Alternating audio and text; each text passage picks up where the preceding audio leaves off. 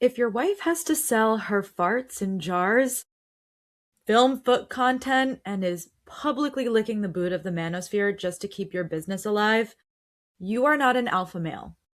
You are what my Lord and Savior Sabrina Carpenter calls a man-child. In this episode of Femme Furious, we'll be diving into the performance of femininity under the patriarchy and capitalism. We'll be talking about the Cassie-zilla of it all, humiliation as performance, masculinity in its collapse, and whether Euphoria is critiquing spectacle culture or completely addicted to it. But the real question that we will be answering in this episode is how many dildos is too many dildos? All of that and more right after this. This episode is brought to you by Creative Alchemy. You know that creative project you've been thinking about? The podcast idea sitting in your notes app? The book you swear you're going to write someday? The brand, concept, or passion project that is just a little too big for you to handle alone? That is exactly what Creative Alchemy is for. Creative Alchemy is a creative consulting space that works one-to-one with storytellers, creatives, entrepreneurs, and multi-hyphenates to turn ideas into actual, tangible projects. If you have been dreaming about launching a podcast, writing a book, building a creative brand, or finally just bringing an idea to life, Creative Alchemy helps you move from inspiration to momentum. Using a blend of creative strategy, storytelling, astrology, hypnosis, and subconscious tools, Creative Alchemy helps you uncover your voice, move through blockages, and build projects that actually feel aligned and sustainable for your energy. To learn more, head to the show notes and book your free consultation today.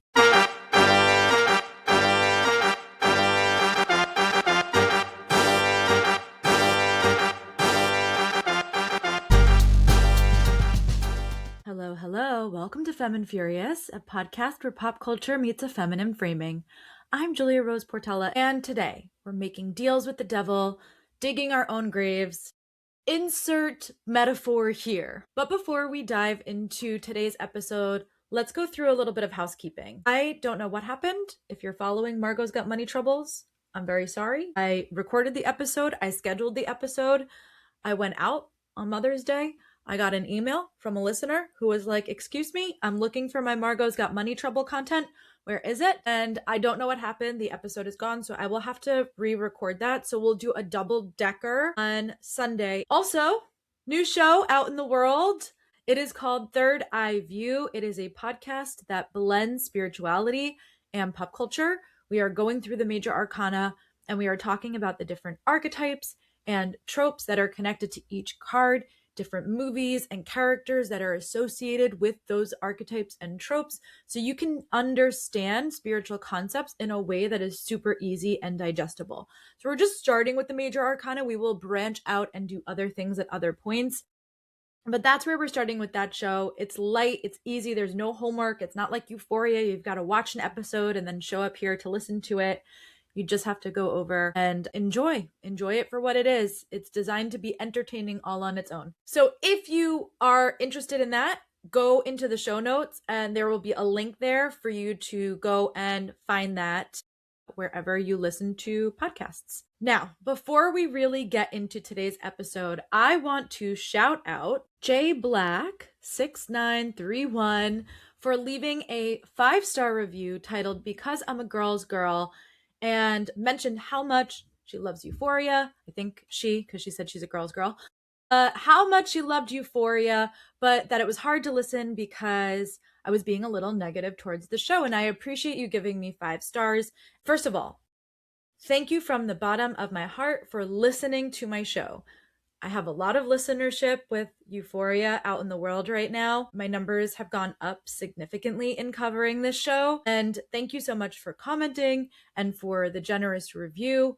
When you're a podcaster like me and you publish twice a week and you are the one that is doing all of the stuff, I watch every episode of television that I record on at least 3 times. And that's not including the fact that I write my show notes and I edit all my own stuff. So it's a lot of work that goes into a twice a week podcast, especially one where you're covering content like this. Right now on Femme Furious, we're actually publishing episodes 3 times a week because we're doing bonus episodes with Margot's Got Money Troubles. It's easy for me to live inside of this content bubble and never come up for air. And it's been a little over a year since I actually started Femme Furious.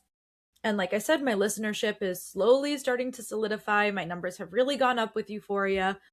So I figured I would just reintroduce myself to everybody and my intention for this podcast, because I think it's important to understand that in order to understand my growing frustration with Euphoria. My professional background is in spirituality. I worked as a metaphysical lecturer, an energy healer, an astrologer, whatnot, in high-end wellness resorts. Now, for those of you who don't engage with that at all, the spiritual space is predominantly feminine and queer. Hello, there's a male loneliness epidemic, and a lot of it is derived from the fact that men have not turned within to seek out any sort of internal guidance, which is also frustrating because the amount of men that are credited as spiritual leaders in the space, when equally talented women are discussing the same things, are not credited as leaders. I digress, but a frustration in and of itself. As a sidebar, if you're interested in dissecting the misogyny tied to wellness spaces, stick around, because later this summer we'll be covering yesteryear, deep diving it a couple of chapters at a time, and I have a lot to say. With all of that said, I take a lot of pride in the integrity that I bring to my spiritual work, which is why this show was even born, Femme Furious. Genuinely, about 99.5% of my clientele are either women or queer in some capacity. And since COVID, there has been a shift in the topics my clientele wanted to discuss. We were all coping with this deep collective grief that only exacerbated when Roe v. Wade was overturned in the summer of 2022. But by a year later, the summer of 2023, we had this wave of pop feminism. It was the summer where we had the Barbie movie, and we were in the midst of the Eras Tour. And this idea of girlhood was this powerful entity that was deemed cool again. This was the energy that I started developing Femme Furious under. This is also when the term male loneliness started to pop up and be a little bit more culturally relevant. By the summer of 2024, we're firmly rooted in brat summer, and feminine rage is turning from a simmer to a slow boil. All of this is a reflection of both where femme folks are as a collective at that point in time, but where men are too. Because by this point, male loneliness epidemic is a cultural talking point. 2023 was really a solidifying year for the femme community to recognize that when we band together and reclaim our sense of girlhood, we can achieve insane things, like getting a movie about Barbie to be the highest grossing film of the year, the highest still in Warner Brothers history, and the highest grossing film directed by a woman to date. By 2024, with a sense of unity, we begin to mobilize differently, particularly online. All the while, I was developing Femme Furious. I knew I had a creative itch. I knew it would be for women and queer folks, and I knew the shape of it was a podcast, but this show took many forms before it solidified and became what it is. And even still, I would say it's finding its voice and what it wants to be in the world. All this to say that this show was born out of despair as America continued to disenfranchise and marginalize women and queer folks even further than they already had been. I became so hopeful when I saw us forming these huge pop cultural movements that were so deeply rooted in feminine joy. And then, like everybody else, I became angry as the backlash to that joy further exposed a collective hatred for women and queer folks. That's when Femme Furious was born. And in part, it was pop culturally poking fun at something canonically masculine, Fast and Furious, but also totally truthful. Femme and Furious. In the past year of putting out content, I have sometimes got caught up in becoming a recap podcast, which was never really my intention. This show was always designed to explore the media that we consume and dissect what it is saying about women, about the queer community, and about how the world is responding to us in a larger sense of community together. I love being a fangirl. I love to commit to the bit, but I would be irresponsible to engage with this particular piece of media, Euphoria, season 3, and say that it has a clear voice or direction, because I don't think it does. Even more so, I would be irresponsible to say that a show that is created, directed, written, and produced by a cis, straight, white man is doing a phenomenal job at representing women. I want to put this into perspective. Euphoria season 2 was released in January of 2022. By that summer, Roe v. Wade is overturned. Earliest drafts of season 3 of Euphoria were probably written by 2023, then following the death of Angus Cloud, got reworked and finished in 2024, which means that Sam Levinson was writing this script that we are watching right now in the height of the wave of pop feminism. And in my somewhat professional opinion, there is a direct correlation to the pop feminism of the Barbie movie and the Eras tour and this sense of girlhood that is reclaimed in the summer of 2023, and this rise of the cultural talking point of the male loneliness epidemic. And in the wake of all of that, as all of this is churning pop culturally in our world, socially in our world, this is what Sam Levinson chose to produce. This is not meant by any stretch of the means to be a realistic or kind depiction of women. It is a show that centered around, or at least used to center around, 5 women. One of those women has left the show. 2 of them have been completely sidelined. And Rue, who used to be our main character, is now taking a backseat to Cassie, who used to be a side character, a supporting character. The show has so much disdain for what it originally was talking about or created to do. Rue was a character who was so consumed with her grief, she could not see past it. We haven't had a single scene in this season of Euphoria, season 3, that has moved me in a way that I was moved when Rue, for example, starts screaming at Leslie for being a bad mom. Or the scene where she's on the phone with Ali and she's asking for forgiveness. Or her trying to open the Jolly Rancher. Watching Rue trying to open the Jolly Rancher is something that is so deeply ingrained in my soul that, like, I'm choked up just thinking about it. What has been the most moving scene to that capacity this season? I would say, in my opinion, you might have different opinions. If you do, send them over to femfuriousPod@gmail.com. I would love to chat with you about it. But in my opinion, I would say it's watching Rue watch Kitty get gang raped with a champagne bottle. There is a drastic difference between something as raw and as simple as watching Rue trying to open a Jolly Rancher because she is going through withdrawals and watching a woman get raped.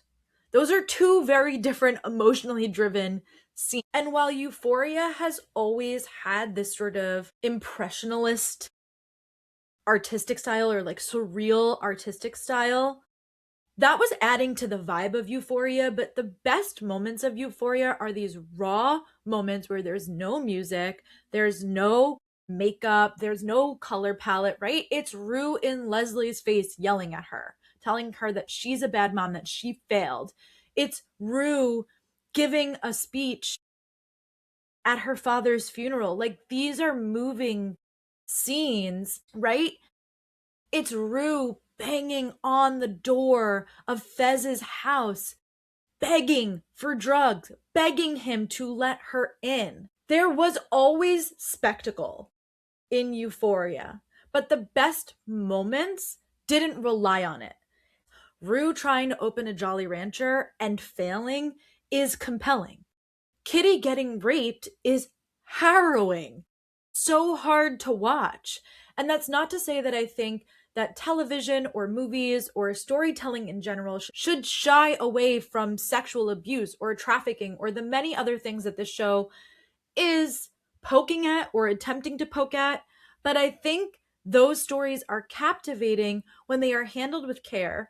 And this, to me, isn't a show that seems to be handling women with care or with nuance at all.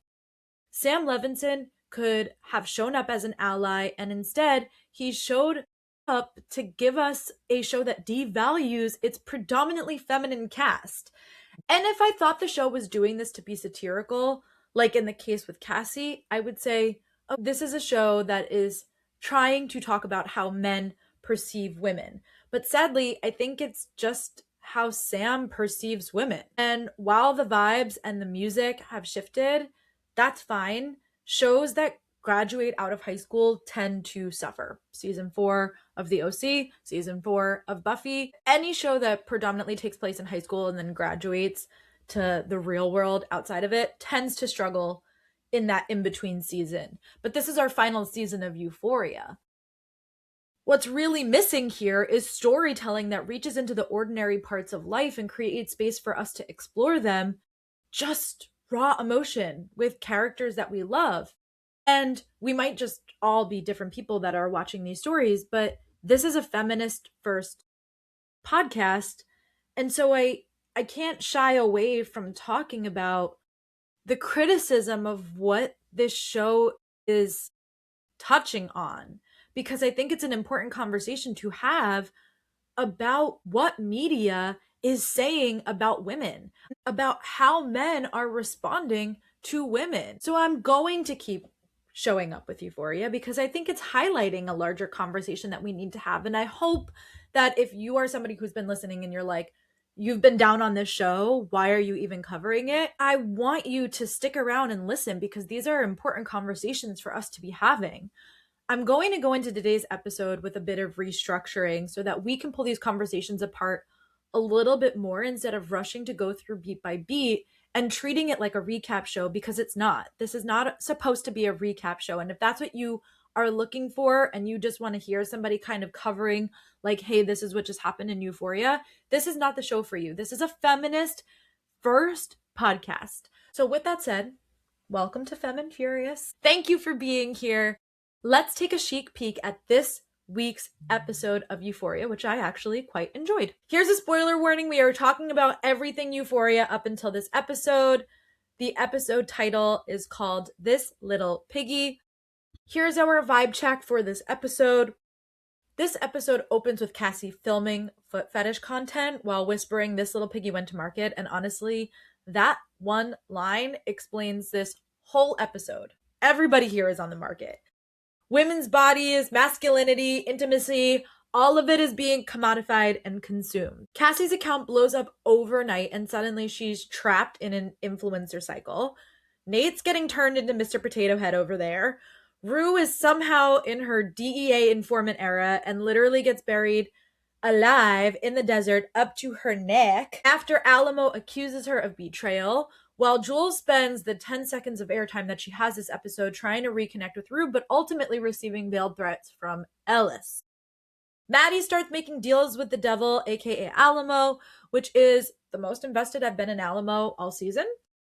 We've got pigs eating bodies, we've got dildos galore, we've got Shakespearean monologues in this episode. All the things that you come to Euphoria for. The feral factor is a 7 out of 10. I thought this episode was good for what it was, albeit I am missing Rue. I am missing so much of Rue this season. It is not even fucking funny. Give me Zendaya or give me death. There's not enough of her. It's the Cassie show, and I think if you can just push past and realize that this is the Cassie show, this becomes a completely different TV show, but it's not one that's unenjoyable. I thought this was a really good episode of highlighting a lot of the Cassie stuff and making her a much more interesting character. Even if I don't love what it's saying, I'm more entertained by her at the very least. Who this episode is for? Anyone with a foot fetish. Lovers of old school media, like 50s feminist movies or Shakespeare. Maddie stands. All right, let's dive into our Slay by Slay, where we will look at key feminist themes, herstory, cultural context, and more from this episode. Let's start with the fact that, once again, this episode is a humiliation ritual. And I need to start here because I genuinely think that this episode is structured just like that. It's not just sexually, although obviously sexually, because I have seen fewer dildos in an actual sex shop than I did in the first 10 minutes of this episode, but it's also socially and economically. Everybody in this episode is either humiliating themselves, being humiliated, profiting off of humiliation, or consuming somebody else's for entertainment. We have Cassie in a league of her own. Don't worry, we'll talk about it. We have Nate Jacobs getting his finger chopped off. And yes, when there is another grown man sitting on top of you, telling you to open up, it does feel a little bit like a humiliation ritual to me.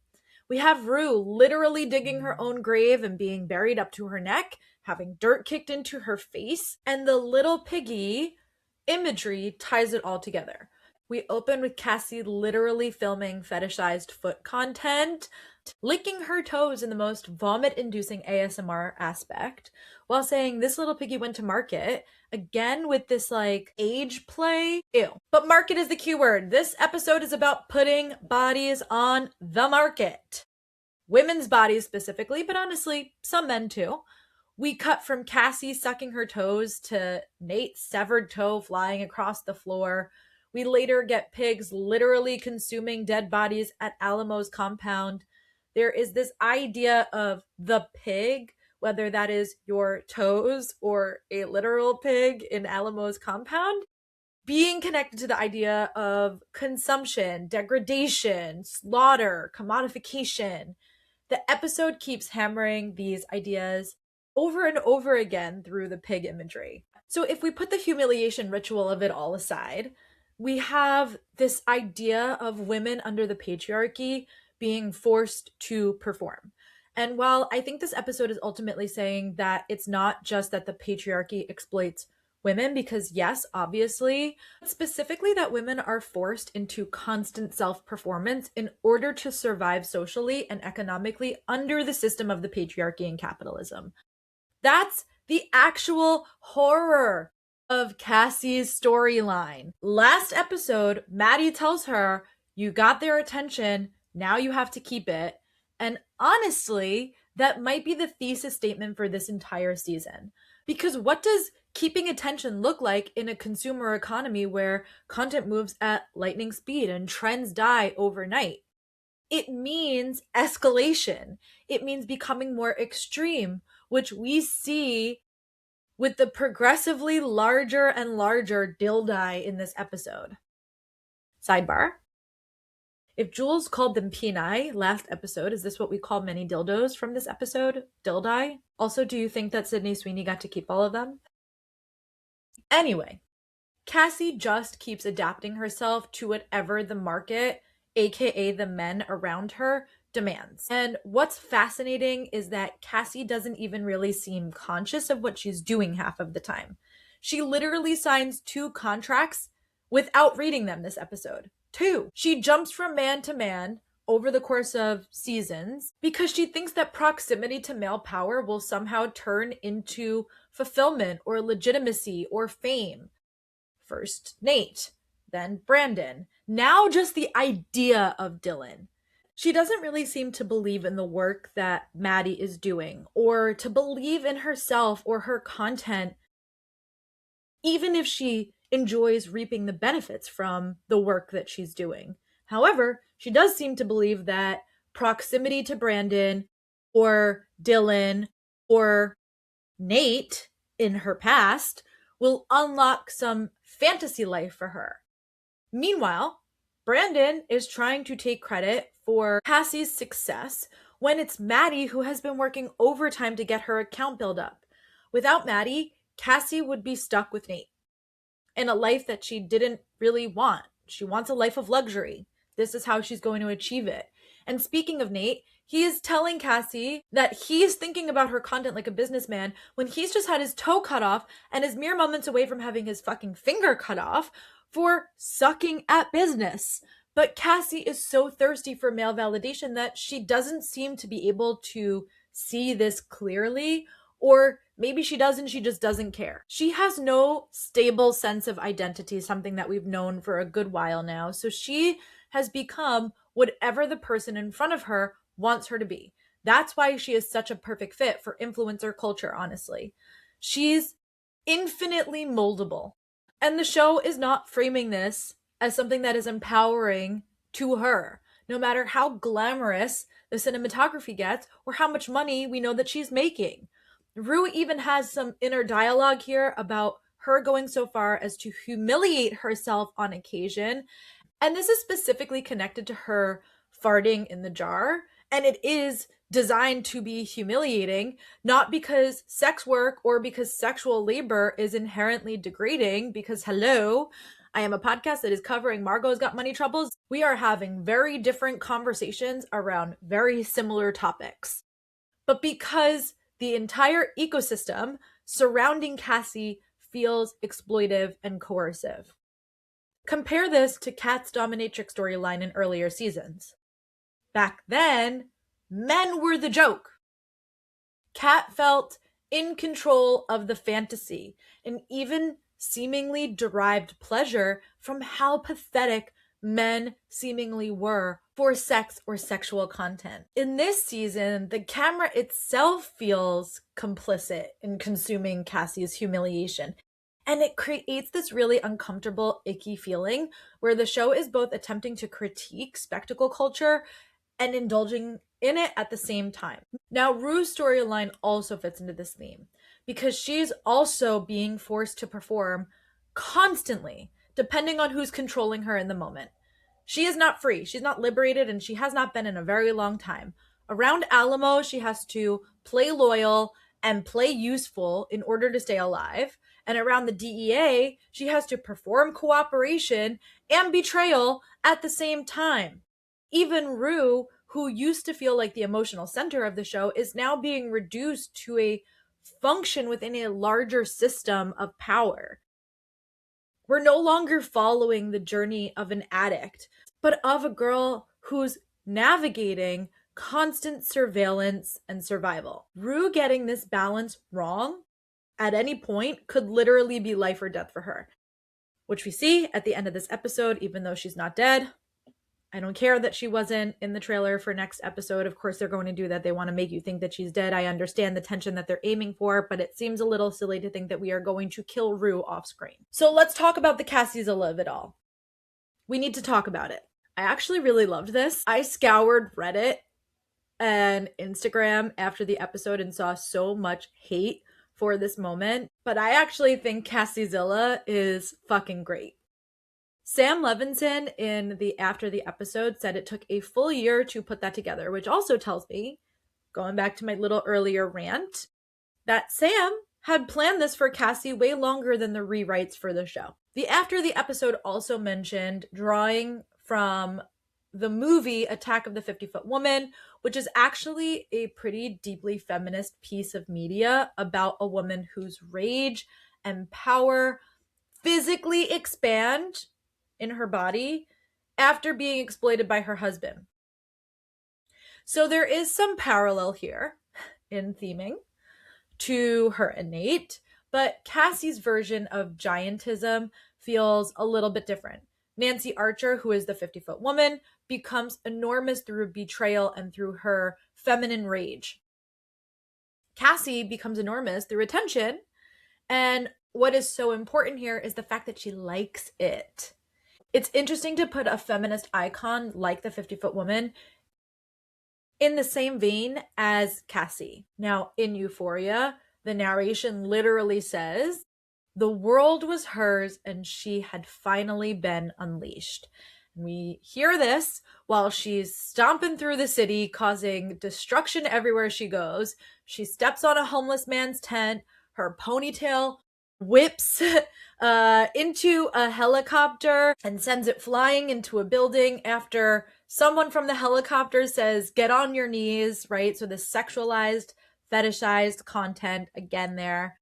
By the time she reaches the Hollywood sign, By the time she is literally kneeling in supplication before the concept of fame, there is a whole slew of destruction burning behind her. Cassie becomes larger by becoming consumable. We see her in that first shot as she's becoming the 50-foot woman.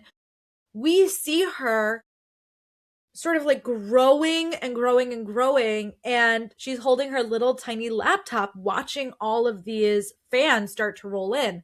Her ego expands through visibility and validation, and honestly, I think that's why this sequence works so well for me, despite being absurdly over the top, maybe a little too long. Though I've said it before and I'll say it again, this surrealism is the shit I come to Euphoria for. I actually think that this sequence had a lot to say about what influencer culture does psychologically to somebody and what fame does psychologically to somebody.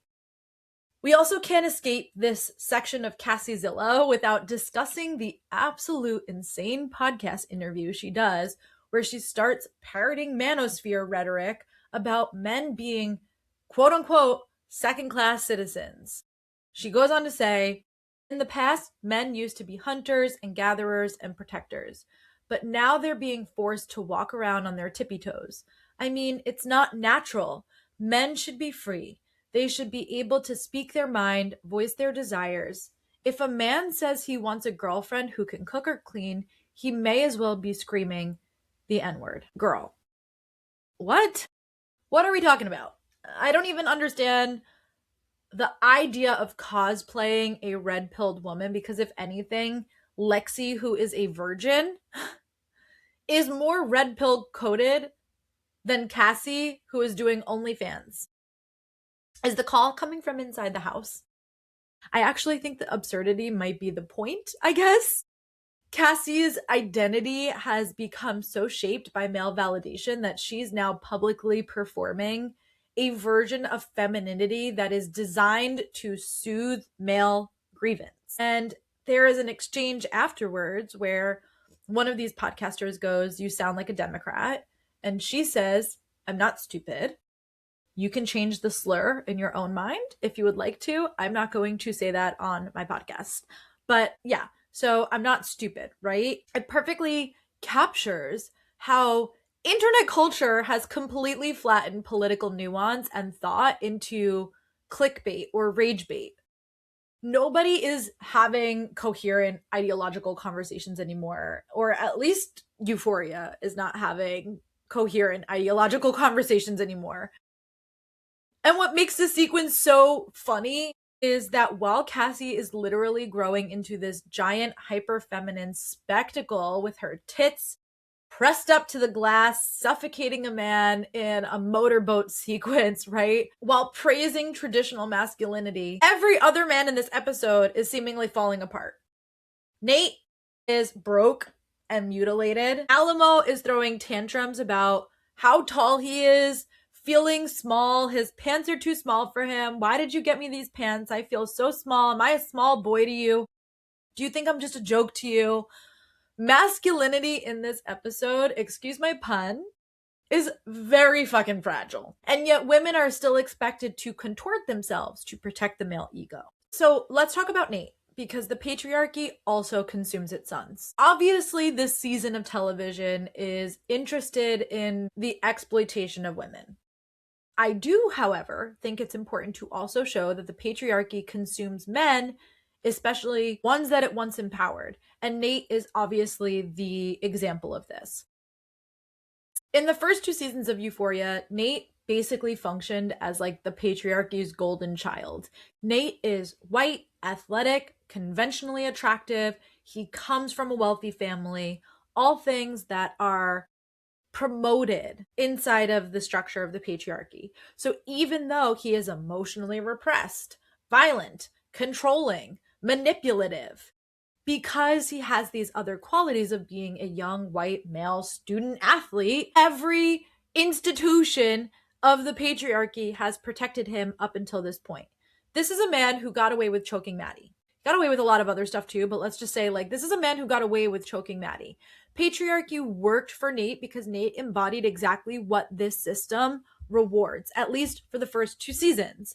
But now the system is failing him spectacularly. And it just goes to show that no one wins under the structure of the patriarchy. The patriarchy does not embolden men, it doesn't actually support men. The toe matters symbolically here because it's totally emasculating. Nate can no longer protect himself. He can no longer provide for himself. He can no longer dominate situations or maintain control. Things that he was able to do really, really well in seasons 1 and 2. And honestly, the funniest part of this is that he still talks like he's some sort of male alpha business mogul while he's actively failing at everything. He literally says to Cassie, "I'm a businessman. Sir, your toe is on the floor because you were bad at business." And then this man has the audacity to call Cassie and basically say, "Hey, babe, can you go fake a relationship with Brandon so that I can get some money?" While framing it like they're Bonnie and Clyde. Says to her, "It's me and you, baby. Jay-Z and Beyonce."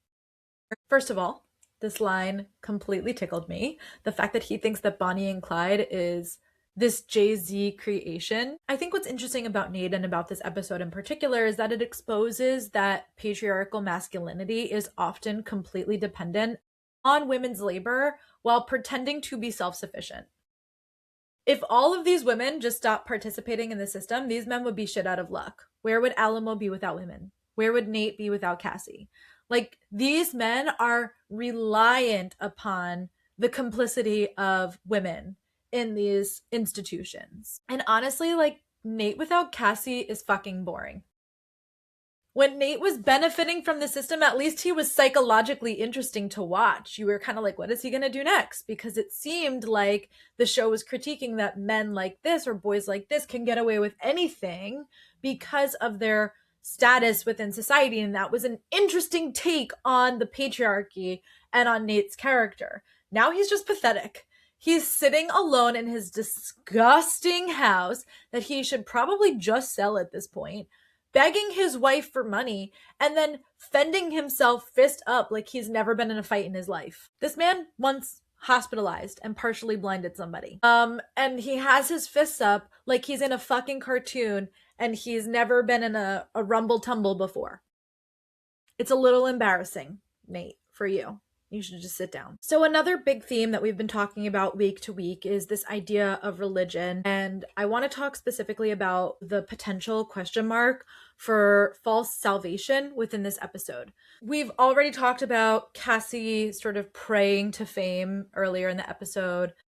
We have Alamo throwing a fit about betrayal, calling Big Eddie a Judas. So again, all of this religious and biblical allegory that keeps coming into the season. And this matters in particular with Alamo because earlier in the season, Rue explicitly connected Alamo to the devil in her narration. So now the show is layering devil imagery, Judas imagery, temptation imagery, all around Alamo and his operation, which I think is important for us to acknowledge. Then we get this incredibly deliberate shot of Bishop over Maddie's shoulder while she says, "Everything comes back to Jesus." And you see Rue looking over Maddie's shoulder. It's sort of blurred out, and then it comes into focus that it's Bishop watching her as she's interacting with Maddie. I just can't get the shot out of my fucking mind. It's imprinted there. This was my favorite part of the episode, actually, because I think the focus on Bishop this season is so interesting. I don't like that we're like halfway through the season and I don't know where we're going with his character or what his character actually means, but he is one of the most compelling characters to me. I find him the most interesting to watch. I'm more interested in him since episode 1 than I am in Alamo, than I am in Jules at this point, than I am with Nate at this point. I think Bishop is an incredibly interesting character, and I find him to be somebody who, when he's on screen, he commands presence. Like, I'm so interested in his character. I want like a Rue lore drop about Bishop. I know we talked about this last week, but even the name Bishop is religiously coded. Now, whether Bishop is actually supposed to represent Jesus or the idea of salvation, I have no idea yet. Obviously, if that's true, We're going to learn a lot about his character. I know there's been some fan theories online, myself included. I thought that he was maybe also working with the DEA, which I still think is potentially true. He asks for Rue's phone, and then when she's like, why? He's like, do I have to tell you why? And I'm wondering if he knows that she's going to be buried, so she's not going to be able to use it to get any information, and he will be able to use her phone to help get some information, or if he's just loyal to Alamo. I'm not really sure if we're supposed to 100% know what his deal is yet. So I think it'll be interesting if we see him do something with the phone next episode.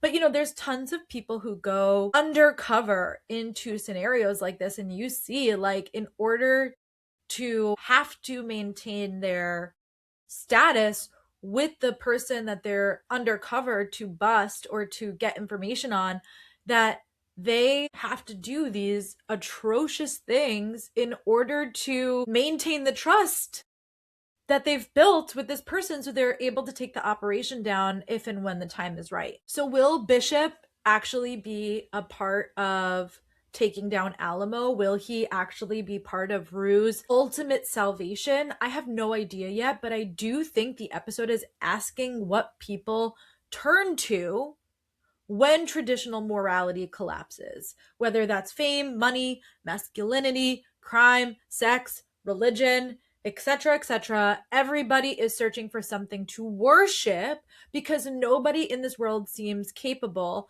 of genuine connection or fulfillment anymore. I mean, the Euphoria world, not our current world, because I don't think that's true. Honestly, it might be the bleakest thing the season is saying, which is that every institution in this world, whether it's patriarchy, capitalism, religion, romance, is ultimately asking people to sacrifice themselves at the altar of performance. And Rue has been doing this with Alamo, and I think it's an interesting concept, and I think it will be interesting to show how this idea of Jesus saves, or everything comes back to Jesus, and the shot zooms in on Bishop. I think it will be interesting to see what that means and what the story is interested in exploring when it comes to Bishop's character being everything comes back to Jesus. Jesus saves, right? Something along those lines, which we've seen throughout this entire season. The idea of Jesus saves, it's on the poster. It was in the Cassie-zilla scene. She passes a Jesus saves sign on her way to taking down Los Angeles as she's moving through to the Hollywood sign. So it'll be interesting to see how Bishop fits into all of that. I've got one little fangirl footnote, a little honorable mention here, which is the A in Alamo's belt buckle was two women's legs. And this sense of like women spreading their legs, especially last episode with Kitty, opening her legs and Alamo being framed in the middle of that, is one like clear example. That was like not the first time that happened this season, but a really clear example from last episode. This episode, we have a shot of Cassie spreading her legs in a similar fashion, and then we've got the two women's legs on the belt buckle, and I just thought that was such a good detail. I love little details like that, even if they're chilling. I just thought that was a wonderful visceral addition to Alamo's costuming to show us exactly who Alamo is, particularly for somebody like Maddie who's checking him out from head to toe, seeing what he's all about, seeing what he's got on, seeing all of his jewelry, which we see her looking at and knowing like, hey, this is somebody that I want to go and do business with, right? Fully nude, always lewd. All right, let's crack open the burn book where we will look at the superlatives for this episode. The Bold and Bothered Award. This award is strictly for the femme and the furious.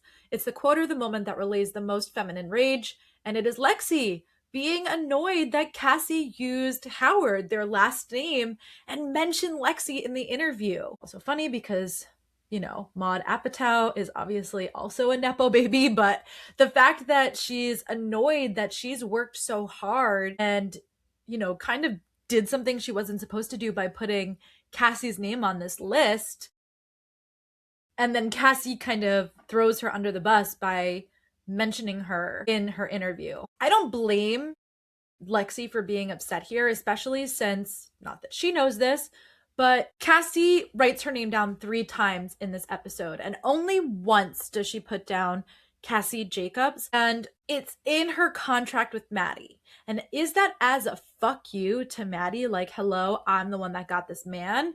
Meanwhile, this man is a loser. The other 2 times, though, when it's in the interview and it's the drill house contract, she uses Cassie Howard. So I don't blame Lexi for being mad, but I just thought that was like an interesting thing to acknowledge about Cassie here.